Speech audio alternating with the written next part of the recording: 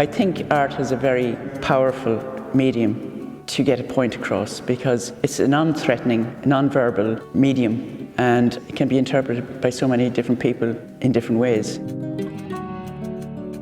I'm a sculptor and have been working in different materials for the last 36 years. I'm also a community activist and work with groups from prisons to carers groups to refugees, asylum seekers and local community. Well, first of all, I work with stone, bronze, clay and plaster and anything that I can model. Stone, I think, is probably my favourite medium. Most of the work I've been doing is outdoor public sculptures. Smaller works that I'm doing at the moment are in clay, and I kind of like to use that material for more personal work because it's more malleable and it's more emotive, I think, at the end of the day. I would work on ideas that are probably based on social issues like injustices. In 2017, I travelled to Fasael. It's a little village, Bedouin village near Jericho in the West Bank. And I worked with the local women there for 10 days, mostly cooking, but listening to their stories. I was really shocked at how their lives are going to change in the next couple of years. They're slowly but surely been moved out of the place, and I wanted to, I suppose, celebrate their lives. They have a very, very hard life, but it was very rich as well.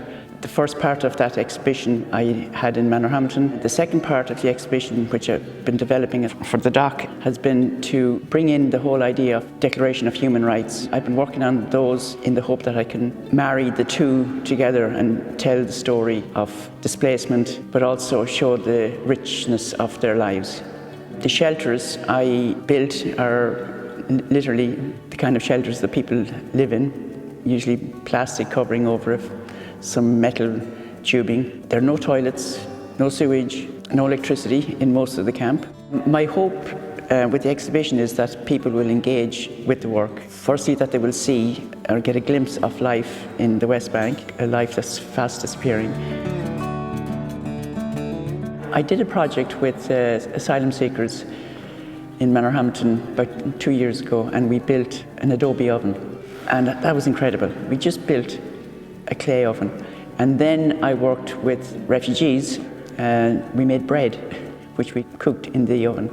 So making bread to me, you know, it was as poetic, let's say, and as creative as making my little sculptures. I think when you're a maker, you have to make, and I love materials, so I'm not happy not making at the end of the day. I just have to go into my studio and make stuff. Being an artist is a way of life, I think. I don't have a choice, and I'm lucky that I can actually manipulate materials and manipulate ideas and share them, which is what I like to do mostly.